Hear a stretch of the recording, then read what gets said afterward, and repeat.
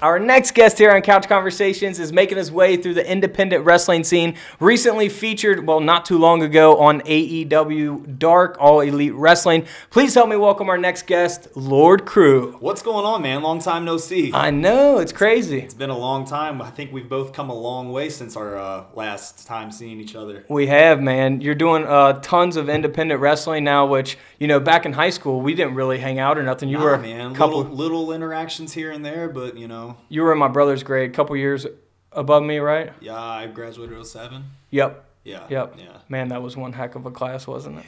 There's a lot of interesting folks in that class for sure. Yeah, so I actually seen one of your pictures on Instagram the other day, your high school picture versus now, and you're like, man, you put on some weight, you bulked up. I put on like a good 60 pounds of just muscle since high school. Yeah. I put on 50, just the wrong weight. Sitting behind the desk. It'll happen to you, you know? But hey, man, sitting behind a desk, you've built a nice little empire for yourself. I know. Man. You got a cool little spot here. Yep. It looks like you're doing pretty well for yourself. Thanks, man. So, you know, 50 pounds along the way, you know, you got to take the good with the bad, I guess. Oh, yeah.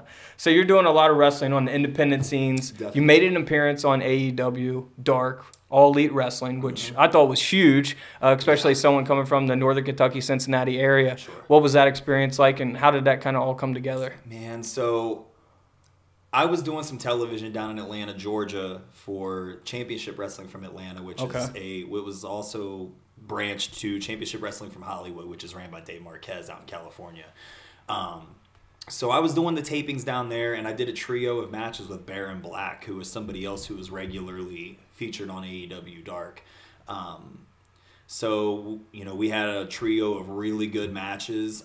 Some people behind the scenes at AEW, I guess, saw those matches and liked what they saw, so I was invited in to do extra work. We were at the Farmers Coliseum in Indianapolis, and, you know, I showed up to the thing not knowing if I was even going to have a match, who I was going to wrestle, or anything else, and then I get there. So I know Nyla Rose. Okay. And I ran into Nyla backstage, and she's all stoked. She's like, "Did you see the board?" I'm like, "No, not yet." She's like, "Go look." So then I went and looked, and I saw that I was wrestling Andrade, and I was kind of like, "Okay, just throw me right to the wolves." Wow. You know, So you had no idea going in? No clue. No clue at all. I had no clue what I was doing, if I was doing anything. So, you know, immediately I'm like, okay, they're throwing me in with one of their heavy hitters, you know, one of their top guys. Yeah. So I'm like, okay, well, let's get it, you know. So that was a very surreal experience. I mean, just the whole thing. You know, behind the scenes, I got to work with Dustin Rhodes a little bit, who, you know, wow. I grew up watching him as Gold Dust and having him kind of be the agent to my match, and, you know, getting to, you know, pick his brain on stuff. And then the part that really was surreal to me was, you know, I'm standing in back, and I know it's like getting close to my time. Yeah. So then finally, you know, the referee's like, "All right, man, we're up." So he walked me out, loaded me into the ring. And it was crazy because I've wrestled in Indianapolis quite a bit. So, you know, I heard a couple people out in the crowd, like, you know, hollering my name and stuff. And I'm like, okay, at least some people know who I am, you know. And then while Andrade was making his entrance, I, you know, just really took a second to, you know, look around the room and really breathe it all in. And I'm like, oh, man, there's a lot of people here, you know. And then, like, I was like, well, here it is. You know, this is my time to shine. This is time to show them what I can do. And once, you know, he got in the ring, you know, we're standing across from each other, and, you know, I'm like, okay, here we go. Like, and I kind of started to psych myself out a little bit because, you know, it's like, this is that thing that I've worked for, is to get into these types of situations. Yeah. And like I said, I started kind of psyching myself out a little bit, and then something popped into my head that kind of snapped me out of it. I had a friend message me before I went, and told me, like, I understand that being on this type of a platform is nerve-wracking. I understand that this type of opportunity can be a lot, but you're in a ring. You're in a ring every weekend. It doesn't matter what's going on outside of that ring. When you're in there, that's your home. So just go in there and do what you know how to do. He said it doesn't matter if there's 10, 20,000, 10,000 watching. You're in a ring. That's your spot. Don't forget that. So try to block out the outside and just focus on what you can control in here. So that kind of popped into my head, and then as soon as the bell rang, all that went away, and it just felt like another match. Natural. Yeah, it was super crazy because it went by so fast. Yeah. You know, it's like the next thing I know, it's over with. I'm back in the back again. And then, like, you know, the next day, I'm at my other job, and I'm just sitting at my desk, and I'm thinking to myself, like, I was just on man, last TV. night I was wrestling in front of 7,000 people in in an arena. Now I'm sitting here. It's humbling. You know, it really brings you back to reality real quick. But, that's awesome. I was pumped, man, because, I mean, someone from our area, it's just cool to see that success, sure, you know. Man. And it's just like, it's one of those things where if you just put your heart and soul into something, man, you can make it happen. It's just, you really got to just grind and figure it out. That's what people don't understand about the wrestling business. That's why I love having you on, because obviously I love wrestling, as you can see in this room. You sat me opposite the wrestlers. You know, I'm just sitting here envious of all your cool figures that I used to have when I was younger. I've been fascinated with the business since I was a kid, even more like so the backstage aspect and the kind of the production of it. Sure. Even as a young kid, you know, I was kind of like wondering about, you know, how do you put all this together? So it's always been pretty cool for me watching wrestling, and getting the interview wrestlers now is even more cool. Yeah.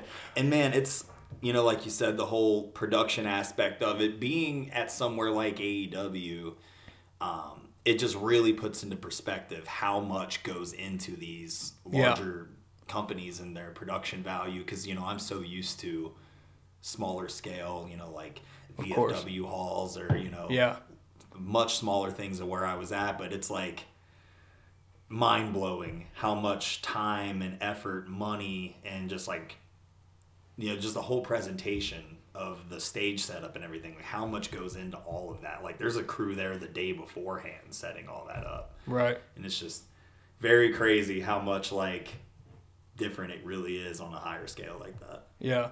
So what was it like for you watching your match on AEW Dark back? Did you get to watch it that night, or? No, I didn't get to see it until it went up on YouTube. So it was like, I don't know, like the week after. Oh, yeah, like okay, a week or two after. But it was really, really surreal, man. Like, you know, because I've watched my own matches back because I'm my own biggest critic. I always like to study my own tape because I watch everything that I do with a critical eye because I want to be the best wrestler that I can be.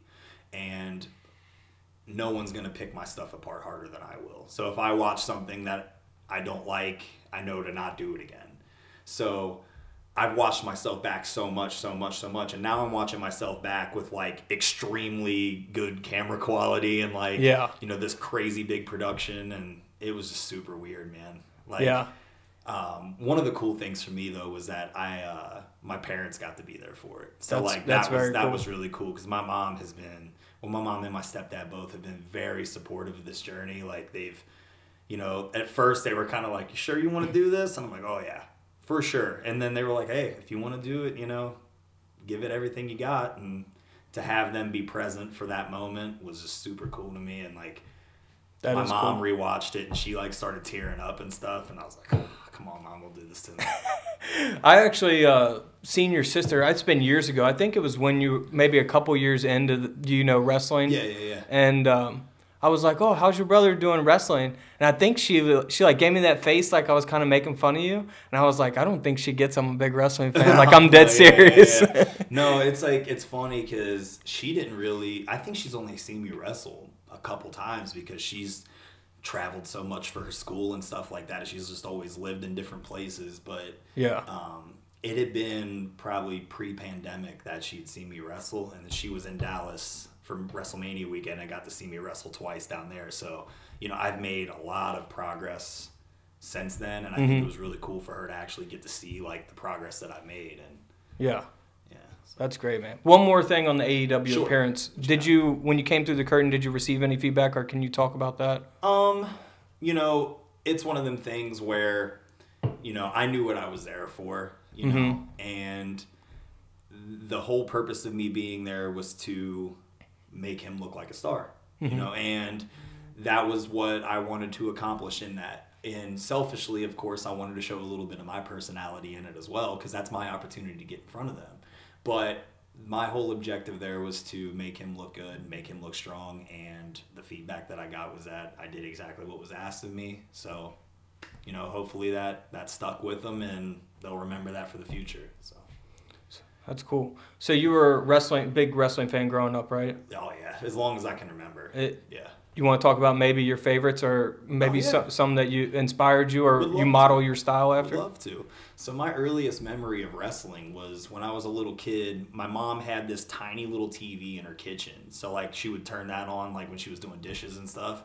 So I was sitting at the breakfast table with a bowl of cereal and I'm scrolling through the little TV and I came across wrestling. And the first thing that I remember ever seeing on wrestling was just this super cool dude, had the short kept beard, the little curl in the front of his forehead, toothpick in his mouth, and he's just cutting this promo and he's like the coolest dude on the planet. And I'm like, Mom, I want to be as cool as that guy someday. I'm still not as cool as Razor Ramon, but I like to think I'm at least somewhat there. So Razor was always, and that's like, man, he connects with the crowd brother. So good. And I It hurts my soul that I never got to meet him because, I've heard so many cool stories from guys who got to, be around him and spend some time with him that, like, for these last, several years of his life that he had kind of started getting back into a good place and he was really helpful to up-and-coming talents and was very cool and I just always wanted to get that chance to meet him, and I was supposed to in Dallas this year. But, of course, he passed just a couple weeks before WrestleMania. And man, that one hurt my soul, man, because, sometimes, people think it's weird that people grieve over people they've never met. But, like, this dude had such an impact on my life from the sense of, like, he is the reason that I became so infatuated with wrestling. And, like, that moment caused me to fall in love with wrestling, and then I started becoming a fan and watching. And then, I've watched all through the 90s because, I started probably watching in like 92, 93 because I was young, real young.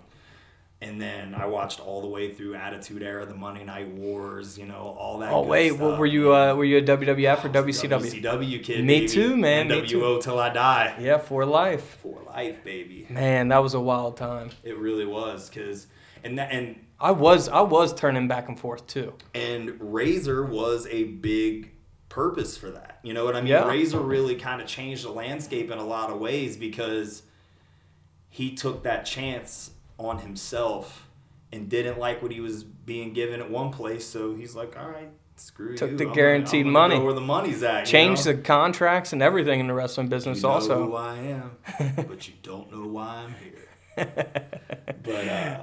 But yeah, man, so I've always been a fan of wrestling, and I actually have a really weird story about what actually lit the fire underneath me to start training. Let's hear it. So, I've always been a fan of wrestling, and you probably know this. I played music for a few years. Yeah. That was super fun, kind of ran its course, and I still had that itch to entertain, but I just didn't know how to scratch it.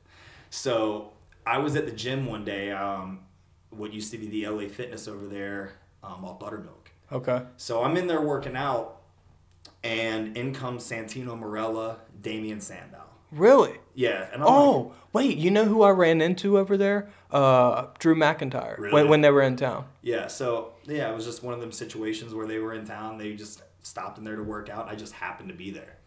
So that gym had a weird locker room. It was, like, down a weird hallway. Yeah, I've been there. Yeah. So, like, I was getting water from the water fountain, and Santino's, like, looking around, like, and then he goes, excuse me, could you tell me where the locker room is? And I was like, yeah, man, it's like down the way to the, down that hallway and back in the back. He's like, oh, okay, thank you very much. So he goes and does his thing. I go back to working out.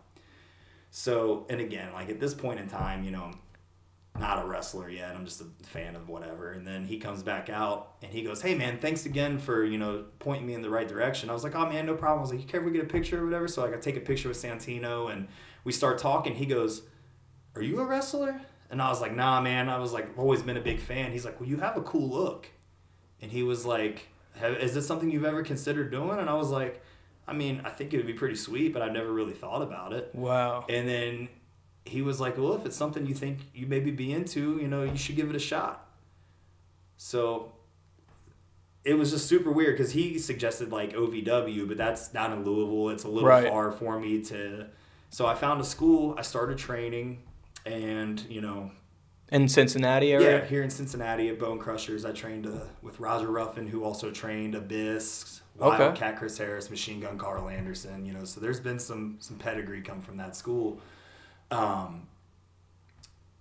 So fast forward the clock several years later. Actually, this is just like in the last month or so, Impact was in Louisville. Okay. And I'm friends with a guy that's on the Impact roster. So I went down to hang out with him, and we're working out at the hotel gym, and Santino's in there. So I said, hey, man, can I talk to you for a minute? And I was like, there's no way you're going to remember this. But years ago, I met you at a gym. We had this conversation, and that conversation is what inspired me to start training, and here I am now. So thank you. And he was like, man, he's like, that's really cool. That is very cool, You could just man. tell that he felt like a sense of like, wow, I did this for this guy. Yeah. And like, so I owe that fire under my butt to Santino Marella, which is weird. And then Sandow, who was also at the gym that day, is a big part of the stuff I'm doing out in California right now. So it's weird how like that whole thing has come full circle, and now I'm like working with the guys who were there the day I decided to start. So I don't know, it's just like a weird, cool thing to me. That's very cool, man. That's awesome. You mentioned Abyss. Now you've actually got to be in the ring with Abyss, haven't you? Yeah, He's one of my favorites. I got him up there in the wall. I saw that up there. So actually, Abyss helped train me. That's awesome.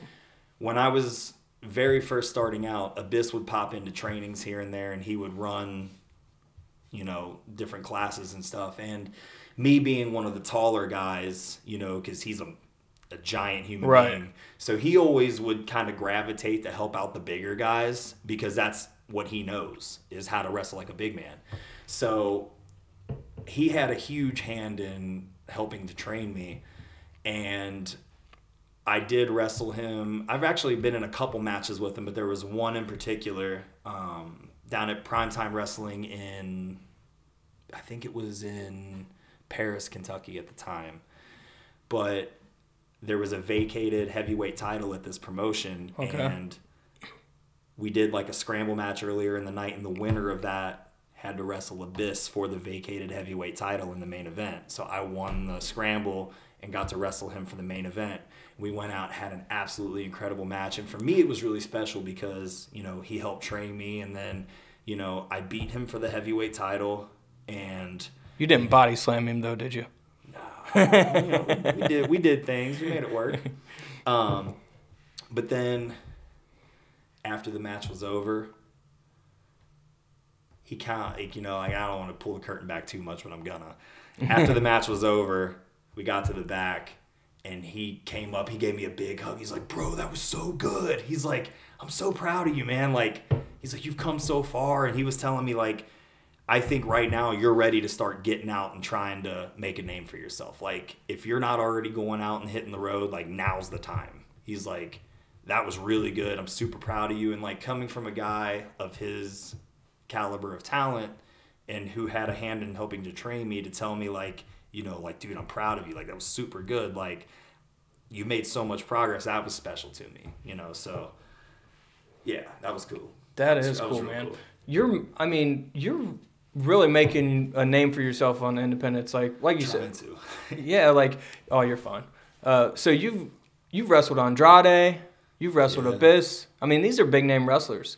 And you also have a couple matches coming up. Carlito, right? Yeah, I'm wrestling Carlito tomorrow. I know this will probably come out after that match has happened. Yeah. But yeah, tomorrow I'm wrestling Carlito in Lexington, Kentucky, and then Saturday I'm wrestling Nick Aldis, the former NWA. Another two big names there. Yeah. Any other big names that you've wrestled? I wrestled JTG not too long ago. Former WWE Crime Time. I was in a stable with Wildcat Chris Harris for a long time. He was my manager, and we used to tag together on occasions. And Cat's been another one who's been a huge mentor to me. We have to get him on the podcast, by the way. We definitely should. Wildcat, come through. Cat, I'm going to call you. But no, Wildcat has become so much more than just a wrestling mentor to me. Like, he's like one of my legitimate, really good friends. Like, I go over to his house sometimes and we just sit and chill and, you know, shoot the stuff and watch old wrestling. And then, you know, like, he just showed up to my grandma's funeral last year. Like, and that, you know, like, that tells me that the dude cares about me on like a friend level, you know what I mean? And like, I've always tried to be there for him when he needs a friend. And like I said, I'm very thankful for Cat. So yeah, getting to work with him has been a blast. Trying to think, because it all kind of runs together, you know what I mean? Like, when I've been at it as long as I have, I've wrestled so many places and so many different people. People don't understand, man. It's like, I hear it all the time in the wrestling business. It's like it takes you 10 years to be an overnight success. You know what I mean? Yeah, and that's very true. Yeah, that's very true. So you're up and down the roads all the time. You got a regular job, you're up and down the roads doing wrestling. Yeah. You're doing a lot of independents. You did the AEW appearance. Are you kind of optimistic about, you know, possibly signing a contract with one of these major promotions? Because, you know, you got AEW, WWE, you got New Japan, Impact, ROH, just acquired by AEW. Sure. You got all these different promotions and options really for you. Are you feeling good about that? I do, and the reason I feel good about it is because I'm going to not take no for an answer. That I'm going to keep, you know, I mean, I've been told no several times now. I've tried out for New Japan twice, didn't get it. You know, I've done extra work at WWE. I've done extra work for AEW. You know, I've been in Impact locker rooms. I've been around. And a lot of people, when they're told no once, they let that defeat them. But that's a piece of advice that I've been given from D'Lo Brown. I've heard Triple H say it. Just don't take no for an answer. Like, a no today doesn't mean it's going to be a no in 6 months. Doesn't mean it's going to be a no in a year. So I just take that as motivation to keep going and to keep getting better and to keep building more stock in my name to make myself undeniable. Right.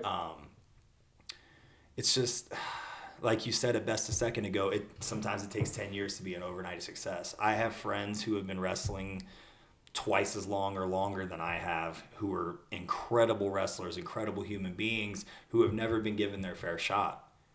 Yep. And for whatever reason that may be, but I just am trying everything I can to make sure that it works for me, because, you know, you hear so much stuff too, and there's so many people who will try to like hype you up or, you know, give you little stuff to keep you going. But I hear so many times like, dude, like, with your look and stuff, there's no way that you won't get signed. And I'm almost like, well, if it happens, great, but I'm not gonna like let those things make me content. Like, that, I'm not just gonna sit around and wait for somebody to call me. I'm gonna keep knocking on doors. I'm gonna keep, you know, sending emails. I'm gonna keep showing up to things, helping out, making my face present, because all that would take is to be somewhere and then need a body. Like, hey, so-and-so's flight got canceled. We need to fill a spot. You got your stuff? Absolutely. Yeah. You know what I mean? So wrestling doesn't owe any of us anything. Yeah. You know what I mean? Like, we all get into this because we love it and we all want to make a go at it. But at the end of the day, not everyone who ever laces up a pair of boots is going to get signed. Not everybody is going to get that contract. But the people who do are the ones who put forth that effort and have that drive, killer instinct. Because it's like, you know, it's very cutthroat. And but there's going to be times where, you know, guys might try to go around you and take your spot, but you just can't let them. You know, you always got to be on that forefront. And it literally just takes being in the right moment, being at the right place, or just one little thing to happen and it changes everything. So I'm just hoping for that moment, you know what I mean? But the only thing I can do is I try to not worry about the things that I can't control, and I try to focus on the things that I can. The things that I can control are the effort that I put forth, the amount of time I put in the gym, the amount of time I train, the amount of time I spend promoting myself, my brand, and, sending emails to people or showing up to things. That's all stuff I can control. I can't forcibly make them say yes. I can't, strong arm them into handing me a contract. So I gotta finesse my way in. I'm just trying to figure out how, So, but yes, I do feel optimistic because I'm not going to take no for an answer. There you go. Yeah. I love that answer. The wrestling business is like, even if you got a shot for a year, a year contract to be on national television, it increases your value so much. When you go back to the independents, you're making so much more money. You're charging more for, photo ops and signings. And, it kind of reminds me of like the music business now, because you got streaming. You don't need a record deal to make $1 million a year being an artist. You can do it yourself. You can do it. You can, do YouTube videos, Facebook videos, make ad revenue from all that, even Instagram. It's endless opportunities out there. And I think if you, even, get a chance on that main stage, when your value increases, like, man, you can really do well, for yourself. Yeah, a guy who I want to really put over, kind of going off of what you just said, is I'm really good friends with Zicky Dice, who's currently in Impact Wrestling. Okay. And him and I met at one of those New Japan tryouts where we both got told no. And he is a perfect example of don't take no for an answer, because he figured out how to utilize social media, he's crushing it. Pretty big on Twitch. He's now doing the YouTube thing, and it ended up getting him a job at Impact. I don't even know if they ever saw him wrestle at Impact. Really? They saw his videos of his character and how he's able to promote his brand and his character and get all of that across on camera. I'm pretty sure they hired him pretty much sight unseen as far as what he's capable of doing in wrestling. He was NWA also, Yeah, right? he was the television champion in NWA, but that's a perfect example, because I remember after the second time we got told no at New Japan, him and I went back out to the car, and we just sat there in the seats and just stared at the dashboard for like an hour, just processing like, all right, what's the next move?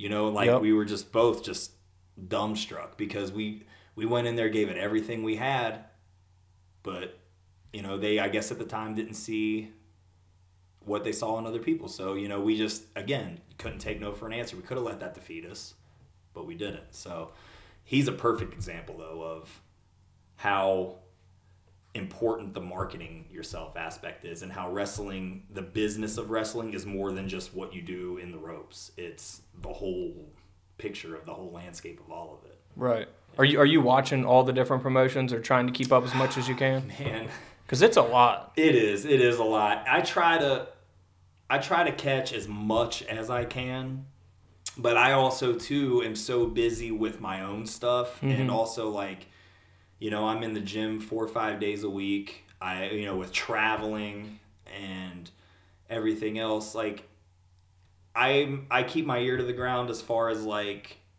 I look at Twitter a lot, and I see like kind of what matches Twitter are really hyping up, and I'll go out of my way to watch like the stuff that's getting a lot of good praise and stuff. And like, if I'm sitting at home, I'll throw on like Dynamite, or I'll throw on some New Japan or something, and I'll try to catch as much as I can. But there's just so much wrestling right now; it's hard to watch all of it. Yeah.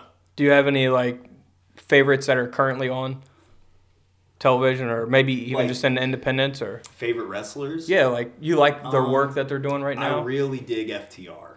Okay, yeah, they're old school. I do love tag team wrestling, and right now I think FTR is doing tag team wrestling the way that in my head it's supposed to be done. And I feel like for the last several years, they've been the best tag team in pro wrestling, but now they're really showing why they're the best tag team. It's not like wrestling. Two random singles together. Oh, that match that they had with the Briscoes at Ring of Honor over Mania weekend was probably the best tag match in the last 20 years. And that to me like was the thing that I was most looking forward to about the entire WrestleMania weekend, like that match, and it completely lived up to the hype. So I'm a big fan of those guys because they make everything make sense, and they they have this understanding that not every single match has to be the greatest match of all time. Mm-hmm. But like they make the most out of a match of what it's supposed to be. Like if it's a middle of the card, you know, like match, it doesn't need to be a main event caliber thing, but they make the absolute best out of the spot that they're given without doing too much to overshadow the stuff later. And it's just they've got it figured out. So I'm a big fan of those guys. I really dig Minoru Suzuki from New Japan. Yeah. Because I'm a big fan of just Smash Mouth Pro Wrestling, like, because that's my spot. You know, my style. You got a little Mick Foley in you, dude. I try to model myself after like Bruiser Brody. Okay. Like, you know, just the hard hitting, just dudes who are just gonna punch you in the mouth. Ain't gonna do nothing super fancy or something real pretty, but you're gonna feel it. You know. Yeah. And I just love that style of wrestling, and there's a lot of that in Japanese wrestling. Okay. But Minoru Suzuki, just the way he carries himself, and also he's able to do comedy when it's necessary. You know what I mean? So it's like he's such a versatile wrestler, but he doesn't change his presentation. And it's just like he's another one who just has it figured out. Like he's able to always be himself and true to himself without going too extreme one way or the other. And it always makes sense. So I guess that kind of ties into the next question. Like, who would you like to work with, you know, in the future that's currently out there? I mean, everybody. I want to test myself against everybody. I love stepping outside of my comfort zone. For instance, when I wrestled Baron Black in Atlanta, he's a technical wrestler. I am not a technical wrestler. But it made me step outside of my comfort zone, and it allowed, you know, like I got to show my, you know, I'm a stand-up striker. That's where I'm comfortable. But he's a ground guy.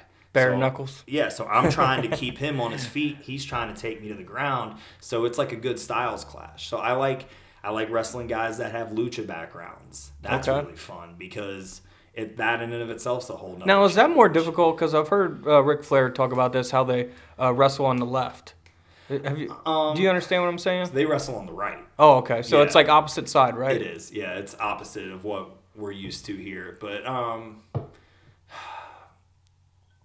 I don't know. That's all very like nuanced stuff. And there's the way that we're taught here is, you know, you do things to the left. That's just how it goes. You know, you work the left arm or whatever. That's just how it's supposed to go. But if you're in a fight, sides don't matter. You know what I mean? Yeah. Like if you're applying a hold to try to hurt somebody, it doesn't matter which arm you're grabbing. So it all depends on how you look at it, you know. But okay. So we're both in the Cincinnati area, of course. Yeah, Cincinnati Bengals. You got the Jamar Chase jersey on, baby, the chosen one. Man, you uploaded this video on social media, kind of blew up, kind of went like viral. Yeah, it did. So in Cincinnati, we have Skyline Chili, Gold Star, Dixie Chili, Cincinnati chili recipes. We got spaghetti, put chili on top of it, and shredded cheese, crackers. Onion, yeah. People don't really understand it outside the area, don't. right? They don't. So you actually opened up a can of chili. Can you tell us about the challenge and kind of how that went? Okay, so I had seen, like, there was a couple people who had done it. Okay. And I was like, you know, with, again, going back to what I said a little bit ago about how wrestling business is more than just what you do in the ring. It's all about how you present, you know, and the wrestling audience is always looking for something to enjoy. Like, whether it be in the ring, out of the ring, they just like to be entertained. Okay. So I was like, man, I bet if I did the Skyline Chili Chug, if they win the AFC Championship, that'd probably catch some pretty good fire on social media. So I put out a tweet that said, if the Bengals beat the Chiefs for the AFC Championship, I will shotgun a can of Skyline Chili. So that tweet in and of itself started kind of. So I went to Village Pub down in Main Strasse to watch the game, and I took a can of Skyline in my jacket pocket. So, like, you know, that first half, I'm like, I probably won't have to do it, you know. Yeah. Because it was looking a little rough. But then second half, they started cooking, and I'm like, okay. I took the can out. I started, you know, shaking it up a little bit, get it nice and loose, and then they won. And as soon as they won, I went right out to the back patio, peeled my jersey off, and did the thing, and then it really caught fire. It's probably a lot easier, like, because it's cold, it's probably disgusting, but it's a lot easier when, like, you got that adrenaline from the Bengals winning. Oh, yeah. Like, dude, anything could have happened to me in that moment, and I would have just been fine. Because I was so stoked. Like, the last time the Bengals were in a Super Bowl was when I was 3 weeks old. So, like, this is my first time of having memory getting to see the Bengals in a Super Bowl. And I'm just like, this is actually happening. This is the first time I've seen them win playoff games. Yeah. You know what I mean? So I'm like, dude, this is nuts. Like, they weren't supposed to be there. Right. So, like, I did it. It started catching fire. I got interviewed by the local news, and they played a clip of it, which caused it to go even more viral. So I capitalized on the moment. I actually I hit up a tattoo artist, and he made a T-shirt design for me. I've seen that on your Instagram. It's the tiger chugging a can of chili, and he's got the beard and the black denim vest. And it looked awesome. Crewe Day. Yeah, that was sweet. I made those shirts, and I sold those out in like 2 shows, so I had to I had to get more, and that's awesome. Yeah, that was cool because, like I said, man, I've been a diehard Bengals fan forever, and I mean, I'm sure you have too. Oh yeah, and it's been a rough road, brother. Yep. The 90s were horrible. Oh god, there's been some dark years, but we finally got a team that I'm actually super excited about, and with all these off-season moves that they've made with beefing up the O line, I don't see how they can't go back, brother. If mixing with that line, and injuries is the only thing that could keep them from going back. Having time to throw, I think it's going to be a fun year to be a Bengals fan. Oh yeah, that's why I bought season tickets. I couldn't resist. I couldn't resist, man. But man, thank you so much for coming on. Maybe we just end with wrestling. You talked about Razor. You talked about people you looked up to. Now you're kind of on your way to, giving other kids that maybe want to come up into business, that same opportunity. Sure. When you get on screen, people are going to look up to you and the way you looked up to Razor. So what would you say to someone that wants to get in this wrestling business? Because it's a rough business, man. It really is. And so kind of my way that I've been giving back to wrestling is I've been going back to the school that I trained at, and I've been trying to help out with some of the guys who are just getting started, well, guys and girls. So the advice that I always give to them is, if you're going to do this, set goals for yourself. I mean, make it clear to yourself what you want to accomplish here. If this is just a way for you to get in shape, to have a little bit of fun, maybe do some shows in front of your friends and family, that's all fine. But just, do what you have to do to get to that and make the best of that. Now, if your goal is to travel a little bit, do some other independence, figure out how you got to get that. If your goal is to make a career out of this, figure out what you got to do to get that, and set those goals now. So you have a clear expectation for yourself of what you want to get out of this, because the amount of work that you put in is going to dictate what you get out of it. And I tell all of them that, don't half-ass anything, whole-ass one thing. Or don't half-ass 10 things, whole-ass one thing. Yep. So if you give all of your effort to this one thing, it's gonna suck. It's gonna hurt. It's gonna, there's gonna be days that you want to quit. There's gonna be days that you feel like quitting, or you feel like you're not making as much progress as you hoped you would, as fast as you would. You got to get through all of that, and the payoffs will be awesome. For me, I'm not done yet. I still have a lot more that I want. I feel like this is just the beginning for you, even though. I think so. How many years in are you now? I'm in my 7th. Yeah. So I still feel like it's the beginning. Dude, I just now feel like it's just starting to get This fun is my to me. 6th year on YouTube, and I feel like this is just Dude, it's just starting to get fun to me. I'm just now starting to get flown around and, getting some of these cooler opportunities. I feel it's just starting to get fun. Yeah. So it's like, I want other people to feel that fun. So I always tell them, don't be afraid to bet on yourself. And another thing that I try to tell people too is self-awareness is often missed in pro wrestling. There's a lot of guys and girls who just don't have a ton of self-awareness. And I always try to tell some of the younger guys, if you were a kid, would you hang a poster of you on your wall? You know what I mean? Because as a professional wrestler, a big part of what we do is what we present to the fans. And if what you're presenting to the fans isn't something worth investing in, then they're not going to invest in it.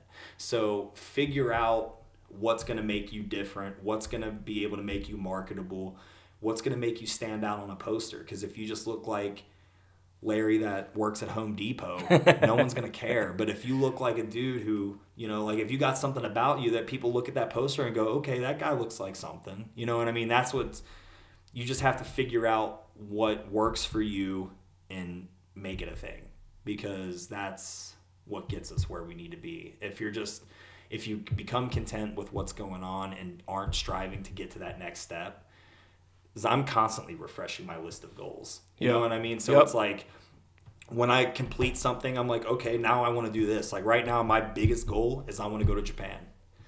Whether it be for one tour, whether it be signing somewhere in Japan, I want to wrestle in Japan. I want to wrestle in Cork and Hall.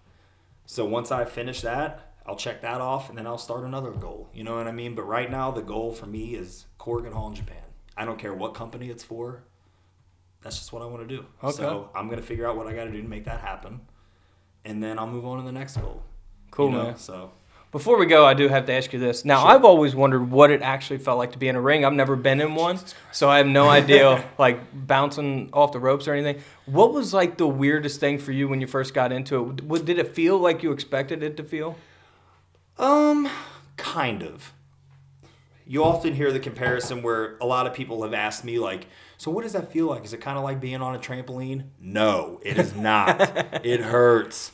A ring is pieces of steel, like steel bars run in one direction, wood planks run in the opposite direction, and then a piece of mat about that thick. And so the weirdest part to me was training your body to do something that you've always told it not to do.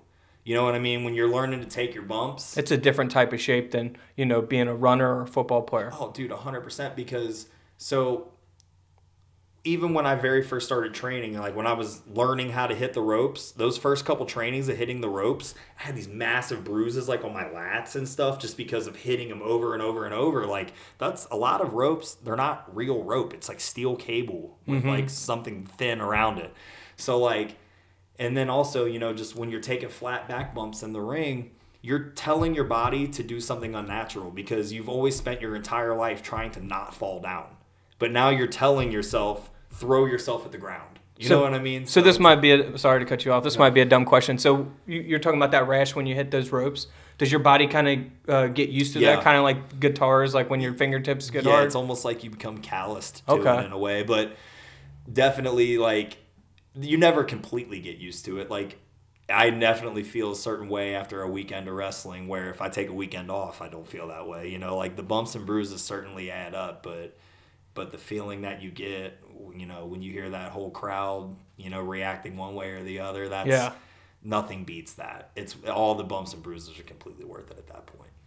That's awesome, man. Well, thank you so much for coming on, man. I really do appreciate it. It's been awesome. I appreciate you having me, man. It was cool catching up and getting to see you after, you know, probably 10 years. Yeah, I'd say 10 years. Yeah. But, man, you got the skills. You got the look. I don't see how any major promotion isn't going to sign you here in the future, hopefully sooner than later. Hopefully. And then maybe you can have one of these wrestling figures made of you, and then you can come back on the show and maybe sign it. That'd be sweet, man. That would be awesome. So you got Pro Wrestling Tees. Let's do a shout-out before we leave. Yeah, man. ProWrestlingTees.com/Lord Crewe. You can catch me on Instagram, Twitter, @LordCrewKills. You want to spell that just for the podcast listeners on streaming services? LordCrewekills is the Instagram and Twitter. I'm also on Facebook. Just search Lord Crewe, and we'll put that on the screen for anyone watching the video, of course, Facebook, YouTube. Yeah, and also keep your eyes open for an upcoming YouTube channel. I am going to start documenting my travels, and it's going to be centered around food reviews of the places that I go to eat when I'm out on the road. My rating system will be knuckle sandwiches. Ooh, okay. So yeah, we're going to do some food reviews. I'll be having different wrestlers on there with me, you know, when we go out to eat after shows and stuff, so it'll be a good time. Be sure to check that out. And that'd be Lord Crewe on YouTube probably? Yes. Okay. Yeah. I've got a channel right now, but I'm probably going to start a new one straight from scratch to just really push the vlog stuff or whatever you want to call it. Yeah, when you get that going, if you have any questions, man, just let me know. I know all the ins and outs. I got your phone number. And, of course, I can share the video on my YouTube community tab and stuff. Cool, maybe help get you some more views. That'd be great. I would appreciate that a lot. Yeah, man. Everybody give it up for Lord Crewe.